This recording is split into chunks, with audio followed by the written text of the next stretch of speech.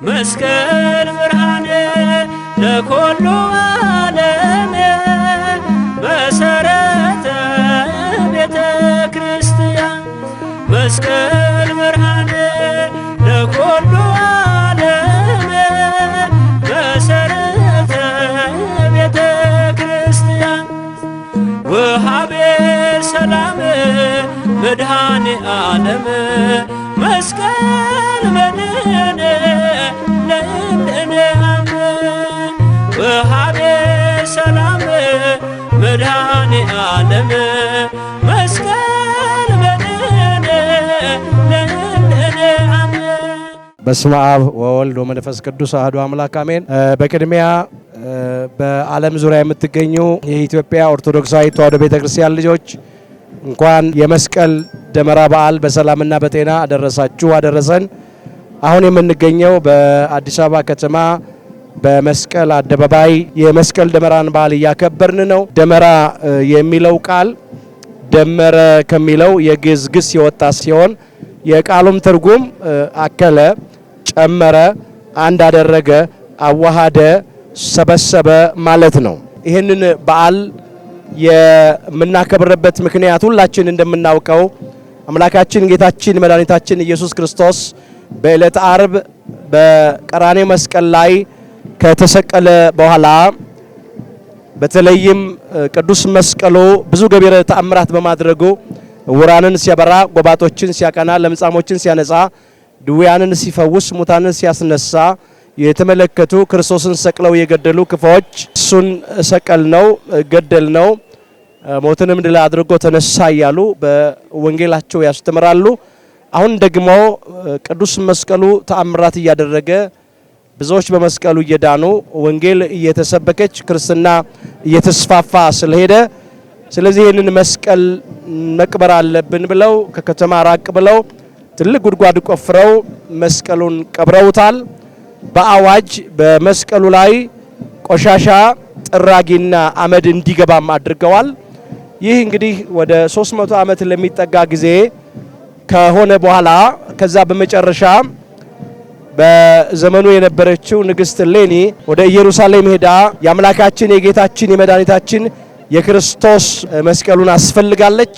በፈቃደ እግዚአብሔር በዘመኑ በነበረው አንድ ደግ የእግዚአብሔር ሰው ኪሪያኮስ አማካኝነት እንጨት አሰብስባ ደመራ አስደምራ በእንጨቱ ላይ እጣን አድርጋ በእሳት ተለኩሶ ከዚያም የደመራው እሳት የእጣኑ ጢስ ወደ ሰማይ ወጥቶ መስቀል ወደ ተቀበረበት ተራራ ሰግዶ አሳይቷል። ይህ ምልክት የተገኘው በመስከረም 16 ቀን ሲሆን ከዚያም በመስከረም 17 ቀን ቁፋሮ ተጀምሮ ከዚያ በመጋቢት 10 ቀን እንደ እግዚአብሔር አምላክ ቅዱስ ፍቃድ መስቀል ወጥቷል። ይህንን የደመራ መስቀልን በዓል ስናከብር ልናስተውለው የሚገባ ነገር አለ። መጽሐፍ እንደዚህ ይላል፣ ከቀስት ፊት ያመልጡ ዘንድ ለሚፈሩ ምልክትን ሰጣቸው ይላል። መዝሙር 59 ቁጥር 4 ላይ እግዚአብሔርን ለሚፈሩ ሃይማኖታቸውን ላጸኑ ምግባራቸውን ላቀኑ ለእግዚአብሔር ወዳጆችና ባለሟሎች ዲያብሎስና ሰራዊቱ ከወረወሩባቸው የኃጢአት ቀስት፣ የመርገም ቀስት፣ የፍዳ የኩነኔ የሞት ቀስት ያመልጡ ዘንድ ምልክት ቅዱስ መስቀሉን አምላካችን ጌታችን መድኃኒታችን ኢየሱስ ክርስቶስ ሰጥቶናል። መስቀል ስንል በመጀመሪያ ምልክት መስቀሉን የሚያመለክት ሲሆን መስቀል ሞት ድል ተደርጓል፣ ሕይወት አግኝተንበታል። ከጨለማ ወደሚደነቅ ብርሃን፣ ከሞት ወደ ሕይወት፣ ከሲኦል ወደ ገነት ተሻግረናል። አዳምና እኛ ልጆቹ ከብረንበታል። ዲያብሎስና ሰራዊቱ ደግሞ አፍረውበታል። ስለዚህ መስቀል ለኛ የድላችን አርማ፣ የነጻነታችን ምልክት ነው። ለዚህም ነው ቤተክርስቲያን በጉልላቷ ላይ ከፍ አድርጋ የምታውለበልበው። ከአባቶቻችን ከካህናት እጅ የምንባረክበት፣ በመስቀሉ የምናማትበው፣ ልብሳችን ላይ ጠልፈን ጠቅሰን የምንሄደው፣ በቤታችን ግድግዳ ላይ በየመኪናችን ውስጥ የምናንጠለጥለው። እንግዲህ ምልክቱን እንዲህ አድርገን እንይዛለን። ይህ ጠላት ዲያብሎስ ድል የተደረገበት ስለሆነ አዳምና እኛ ልጆቹም የከበርንበት ስለሆነ መርገም የተሻረበት በረከት የታደለበት ሰላም የተመሰረተበት ስለሆነ ማለት ነው። አምላካችን ጌታችን መድኃኒታችን ኢየሱስ ክርስቶስ በዕፀ መስቀል ላይ ተሰቅሎ ሰውና መላእክትን ሰውና እግዚአብሔርን አስታርቋል። ሕዝብና አሕዛብን አንድ አድርጓል። ስጋና ነፍስን አስታርቋል። ቅዱስ ጳውሎስ በቆላሲስ መልእክቱ ምዕራፍ 1 ቁጥር 19 ላይ እንደዚህ ይላል፣ በመስቀሉ ደም ሰላም አድርጎ በሰማይ ወይም በምድር ያሉትን ሁሉ እንዲያስታርቅ ፈቅዷል ይላል። በሰማይ ሲል ሰማያውያን መላእክትን፣ በሰማይ ሲል የሰማይና የምድር ፈጣሪ አምላካችን እግዚአብሔርን የሚያመለክት ነው። በምድር ሲል በምድር ያለነውን የሰው ልጆችን የሚያመለክት ቃል ነው። ምድራውያንን የሰው ልጆችን ከሰማያውያን ከቅዱሳን መላእክት ጋር አስታርቋል። ምድራውያንን የሰው ልጆችን ከእግዚአብሔር ጋር አንድ አድርጓል። ከባህሪ አባቱ ከእግዚአብሔር አብ ጋር፣ ከባህሪ ሕይወቱ ከእግዚአብሔር መንፈስ ቅዱስ ጋር፣ ከራሱም ከእግዚአብሔር ወልድ ጋር አስታርቆናል፣ ታርቆናል። ሌላው ሕዝብና አሕዛብን ደግሞ አንድ አድርጓል። በምድር ሕዝብ የተባሉ ቤተ እስራኤል በግዝረት፣ አሕዛብ የተባሉ ቤተ አሕዛብ በቁልፈት ተለያይተው ይኖሩ ነበረ። አምላካችን ኢየሱስ ክርስቶስ በዕፀ መስቀል ላይ በተሰቀለ ጊዜ ግን ሁለቱን አንድ አድርጓል። ኤፌሶን መልእክቱ ምዕራፍ 2 ቁጥር 14 እሱ ሰላማችን ነውና ይላል። የሰላምን አምላክ፣ የሰላምን አባት፣ የሰላምን አለቃ፣ የሰላምን ንጉሥ ሰላማዊ ኢየሱስ ክርስቶስን ነው። እሱ ሰላማችን ነውና ያለው ሁለቱን ያዋሃደ ይላል። ሁለቱን ያለው ሕዝብና አሕዛብን ነው። የጸብ ግድግዳ በስጋው አፍርሶ ጥልን በመስቀሉ ገድሎ ሰላምን አደረገ ይላል። ጥል የተባለ ዲያብሎስንና ሰራዊቱን ድል አድርጎ ማለት ነው። ሌላው ጸብን፣ ክርክርን፣ መለያየትን፣ ጥላቻን አፍርሶ ማለት ነው። መስቀል በተባለ አንደኛ በምልክቱ ነው። መስቀል ሲል ምልክቱን ያመለክታል። ሁለተኛ መስቀል ሲል መከራ መስቀሉን ያመለክታል። አምላካችን ጌታችን መድኃኒታችን ኢየሱስ ክርስቶስ ከልደት አንስቶ እስከ ስቅለት ድረስ የተጓዘው ጉዞ ራሱ መስቀል ይባላል። መከራው፣ ግርፋቱ፣ ሞቱ ራሱ መስቀል ነው የሚባለው። በመስቀሉ ሰላምን አደረገ፣ ጥልንም ገደለ ነው የሚለው። ስለዚህ መስቀል ስንል ምልክቱ ብቻ ሳይሆን መስቀል ስንል መከራውንም የሚያመለክት ነው። በተለይ አሁን እዚህ ይህንን የመስቀል ደመራን በዓል ስናከብር ልናስብ የሚገባው ነገር በመጀመሪያ የአምላካችን የጌታችን የመድኃኒታችን ኢየሱስ ክርስቶስን መከራ እናስባለን። ሁለተኛ በመስቀሉ ያገኘነውን ድህነትና የዘላለም ሕይወት እናስባለን። ሌላው በመስቀሉ የተሰበከልንን ፍቅር፣ ሰላም እናስባለን። እንግዲህ መስቀልን ደመራን ማክበር ምልክቱን ከመልእክቱ ጋር አብረን ይዘን መሆን አለበት። በመጀመሪያ የመስቀሉ መልእክት ትህትና ነው። በተሰበረ ልብ በተዋረደ መንፈስ መመላለስ ነው። አምላካችን ጌታችን መድኃኒታችን ኢየሱስ ክርስቶስ ራሱን አዋርዶ የባሪያውን መልክ ይዞ ለመስቀል ሞት እንኳን የታዘዘ ሆነ ይላል በፊልጵስዩስ መልእክቱ ምዕራፍ 2 ቁጥር 8 ላይ መስቀል ማለት መታዘዝ ነው። መስቀል ማለት ትህትና ነው። ሌላ ሁለተኛው የመስቀሉ መልእክት መስቀል ይቅር ባይነት ነው። አምላካችን ኢየሱስ ክርስቶስ በዕፀ መስቀል ላይ ተሰቅሎ ሳለ ለሰቃዮቹ ለገዳዮቹ ምሕረትን ነው የለመነው። አባት ሆይ የሚያደርጉትን አያውቁምና ይቅር በላቸው ነው ያለው በሉቃስ ወንጌል ምዕራፍ 23 ቁጥር 34 ላይ። ስለዚህ መስቀልን በዓል ደመራውን የምናከብር ሰዎች የበደሉንን ሰዎች ይቅር እያልን ነው። ተበድረው ያልከፈሉንን ዕቃ ተውሰው ያልመለሱልንን ስማችንን ያጠፉትን ብቻ ሳይሆን የገደሉንን እንኳን ቢሆን ይቅርታ እንድናረግላቸው ምሕረት እንድናደርግላቸው አምላካችን አዞናል። ሶስተኛው የመስቀሉ መልእክት ትዕግስት ነው። በመከራ መታገስ፣ በፈተና መጽናት ነው። አምላካችን ኢየሱስ ክርስቶስ ያን ሁሉ መከራ ስቃይ ሲያሳዩት ታግሷል። ከሱ የምንማረው የመስቀሉ መልእክት ዛሬም ትዕግስት ነው። በስሙ ስላመንን፣ በስሙ ስለተጠራን፣ በስሙ ስለምንመሰክር፣ በስሙ ስለምንዘምር፣ በስሙ ስለምንሰበሰብ፣ በስሙ ጽድቅ ለማድረግ ስለምንፍጨረጨር መከራ እንቀበላለን። አምላካችን ኢየሱስ ክርስቶስ እንደዚህ ብሎ ስለተናገረ በዚያን ቀን ለመከራ አሳልፈው ይሰጧችኋል፣ ስለ ስሜም በአሕዛብ ሁሉ ዘንድ የተጠላችሁ ትሆናላችሁ ይላል። የማቴዎስ ወንጌል ምዕራፍ 24 ቁጥር 9 ላይ በተለይም በዚህ በመጨረሻው ዘመን ዋዜማ ላይ ያለን ሁሉ መከራ አለ፣ ፈተና አለ፣ ስቃይ አለ። ክርስቲያኖች በመሆናችን ብቻ በወንጌል በማመናችን እንደ ወንጀል ተቆጥሮብን ለመከራ አሳልፈው ይሰጡናል።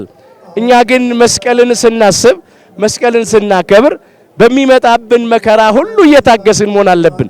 ለምን? ያለ ፈተና ዋጋ የለም፣ ያለ መከራም ክብር የለምና ማለት ነው። ሌላው የመስቀሉ መልእክት ፍቅር ነው። አምላካችን ጌታችን መድኃኒታችን ኢየሱስ ክርስቶስ በዕፀ መስቀል ላይ ተሰቅሎ ፍቅሩን ገልጧል። ፍቅር የተገለጠው በዚህ ነው። ከቃል ይልቅ ተግባር ይሰብካልና ፍቅር የሆነ አምላክ ፍቅሩን በመስቀሉ ገለጠ። የሚወዱትን ብቻ ወዶ አይደለም፣ የሚጠሉትን ወዶ ነው። የሚረግሙትን እየባረከ ነው። የሚሰድቡትን እየመረቀ ነው። ስለሚያሳድዱት እየጸለየ ነው። ክፉ ለሚያደርጉበት በጎ እያደረገ ነው። ስለዚህ የመስቀሉ መልእክት ፍቅር ነው። በመስቀል ያመንን ክርስቲያኖች፣ ምልክቱን መስቀል የያዝን ሰዎች የፍቅር ሰዎች መሆን አለብን። ያለ ፍቅር የምንኖር ከሆነ የመስቀሉ መልእክት አልገባንም። የመስቀሉ ዓላማ ትርጉሙ አልገባንም።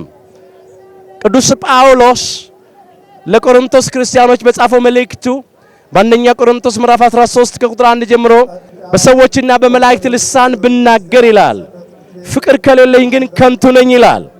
እንደሚንሸዋሸዋ ጸናጽል ሆኛለሁ ነው የሚለው።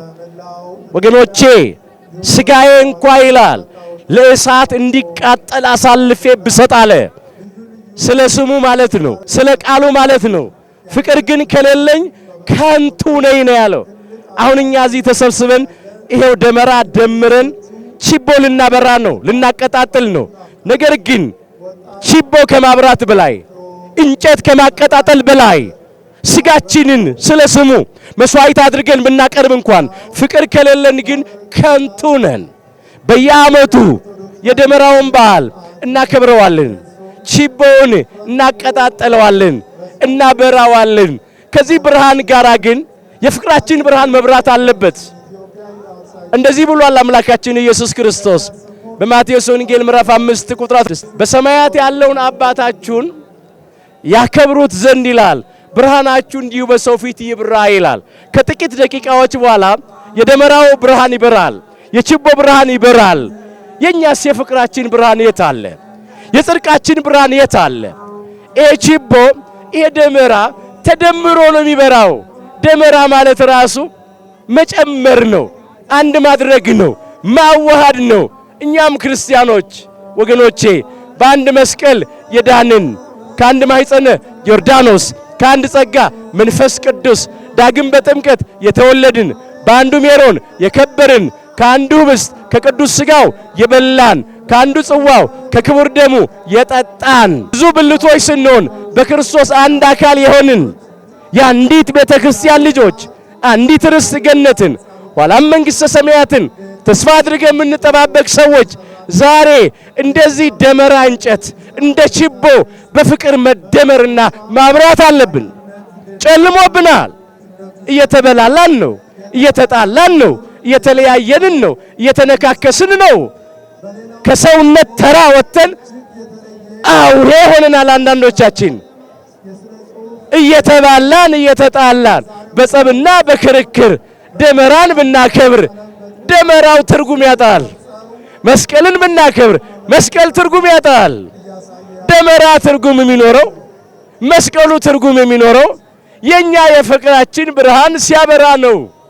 ዛሬ የጠፋው ምልክቱ ሳይሆን መልእክቱን የጠፋው።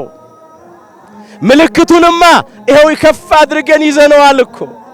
ምልክቱን ልብሳችን ላይ ጠልፈነዋል እኮ። ምልክቱን ከአባቶቻችን ከካህናት እጅ የተባረክንበት እየሳምነው ነው። በምልክቱ እያማተብን ነው። ምልክቱ መኪናችን ውስጥ አንጠልጥለነዋል።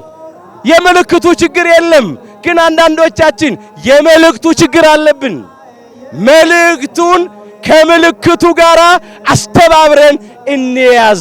መስቀል ፍቅር ስለሆነ ማለት ነው። ጸብ ከሆነ ክርክር ከሆነ መለየት ከሆነ ጥላቻ ከሆነ ይሄ መስቀሉ ላይ የተደፋ ሌላ አመድ ነው፣ ጥራጊ ነው፣ ቆሻሻ ነው፣ መወገድ አለበት። ንግሥት እሌኒ መስቀሉን ከተቆፈረበት አወጣች ማለት ብቻ አይደለም። እኛ ዛሬ መልእክቱን ቀባሪዎች እንዳንሆን ምልክቱን ብቻ ከያዝን መልእክቱን ካልያዝን ትርጉም የለንም። ብዙዎች ይላል መጽሐፍ ለክርስቶስ መስቀል ጠላቶች ሆነው ይመላለሳሉ።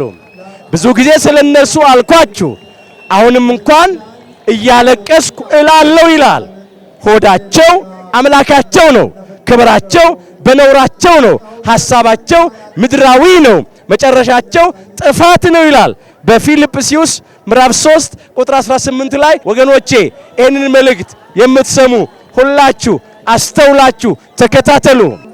አንዳንዶች የምልክቱ ጠላቶች ናቸው። እኛ የኢትዮጵያ ኦርቶዶክሳዊት ተዋሕዶ ልጆች የምልክቱ ጠላቶች አይደለንም። ምልክቱን በሚገባ ይዘናል። በዓሉንም በየዓመቱ እናከብረዋለን። በቤተ ክርስቲያን ማንኛውም አገልግሎት ያለ መስቀል አይሰጥም። ሁሉ በመስቀል ቡራኬ አገልግሎቱ ይሰጣል። አሁን የምልክቱ ችግር እኛ ጋር የለም። አንዳንዶች የመስቀል ጠላቶች ናቸው። ዛሬም ተረፈ አይሁዶች አሉ፣ መስቀሉን የሚቀብሩ ማየት የማይፈልጉ የመስቀሉ በዓል እንዳይከበር የሚፈልጉ ሰዎች አሉ። እነኚህ አመድ ጥራጊ ቆሻሻ የሚደፉ ናቸው። ነገር ግን የጊዜ ጉዳይ ነው እንጂ ያፍራሉ። መጽሐፍ እንደዚህ ይላል፣ የመስቀል እንቅፋት ተወግዷል ይላል። ገላትያ ምዕራፍ 5 ቁጥር 11 ላይ ያን ጊዜ የመስቀሉ እንቅፋት የነበሩ መስቀሉን ጉድጓድ ቆፍረው የቀበሩ በመስቀሉ ላይ ጥራጊ አመድ ቆሻሻ የደፉ ሰዎች አፍረዋል። መስቀሉ ከተቆፈረበት ሲወጣ ብርሃኑን ሲያበራ አፍረዋል። ዛሬም ደግሞ የመስቀል ጠላቶች የሆኑ ምልክቱን የሚቃወሙ ሰዎች ያፍራሉ። ሌላው ግን የምልክቱ ጠላቶች ሳንሆን ምልክቱን ይዘን ደግሞ የመልእክቱ ጠላቶች የሆኑ ሰዎች አለን። መስቀል ሌላው ነገር ለኃጢአት መሞትና ለጽድቅ መኖር ነው። ለኃጢአት ሞተን ለጽድቅ እንድንኖር አምላካችን ኢየሱስ ክርስቶስ ኃጢአታችንን በዕፀ መስቀል ላይ ተሸከመ ይላል ቅዱስ ጴጥሮስ። አንደኛ ጴጥሮስ ምዕራፍ 2 ቁጥር 24 ላይ መስቀል ማለት መልእክቱ ለኃጢአት መሞት ነው። ለኃጢአት፣ ለክፉ ሐሳብ፣ ለክፉ ቃል፣ ለክፉ ድርጊት እንደ ሞተ ሰው እንደ በድን እንደ ሬሳ መሆን ነው። ለጽድቅ ደግሞ ለቅን ሐሳብ፣ ለበጎ ቃል፣ ለበጎ ሥራ ሕያው ሆኖ መኖር ነው። አሁን ስንቶቻችን ለኃጢአት ሞተን ለጽድቅ እየኖርን ነው? ጣዖት እያመለክን በዝሙት እየተመላለስን መቅደስ አካላችንን እያረከስን ከዚህም ከዚያም እየደረስን በሴሰኝነት እየተመላለስን እንደ ውሻ እየተልከሰከስን መስቀል ብንል ትርጉም አልገባንም። ፍርድ እያጓደልን፣ ድሃ እየበደልን፣ ጉቦ እየተቀበልን፣ ቂምን አርግዘን ለበቀል እየተጣደፍን፣ ሰነድ እየሰረዝን እየደለዝን፣ በሚዛን እያጨበረበርን፣ ጠጥተን እየሰከርን፣ ዳንኪራ እየረገጥን፣ እየጨፈርን፣ እየደነስን መስቀል ብንል ትርጉም አልገባንም። በሲጋራ በጫት በአሽሽ ሱስ እየተመላለስን ራሳችንን መግዛት አቅቶን መስቀል ብንል ትርጉሙ አልገባንም። መስቀል ማለት ትርጉሙ ለኃጢአት መሞት ነው፣ ለጽድቅ ደግሞ መኖር ነው። ክርስቲያኖች የመስቀልን ደመራ በዓል ስናከብር አሁን ለኃጢአት ሞተን ለጽድቅ እንኑር። በኃጢአት በበደል እየኖርን ከሆነ ዛሬም የመስቀሉ መልእክት ላይ ሌላ ቆሻሻና ጥራጊ አመድ እየደፋንበት ነው ማለት ነው። አንዳንድ ጊዜ የመስቀሉ በዓል ነገር ልማድ ብቻ የሚሆንብን ሰዎች አለን። ከልማድ እንውጣ። ክርስትና የሚጠሩበት ስም ብቻ አይደለም፣ የሚኖሩበትም ሕይወት ነው። መስቀል በእኛ ሕይወት ውስጥ ትርጉም የሚኖረው በጽድቅ ሥራ ስንመላለስ ነው። እንግዲህ የመስቀል ደመራ በዓል ያደረሰንና ይህን በዓል እንዲህ ባለ ደስ በሚያሰኝ ሁኔታ እንድናከብር የረዳን የፈቀደልን የአባቶቻችን የቅዱሳን አምላክ እግዚአብሔር ስለማይነገረው ስጦታው ክብርና ምስጋና ይግባው። አሁንም በሀገራችን በኢትዮጵያ የተቀበረውን የመስቀል መልእክት ትህትና አምላካችን ከሁላችን ልቡና ውስጥ አውጥቶ እንድንሰራው ያድርግልን።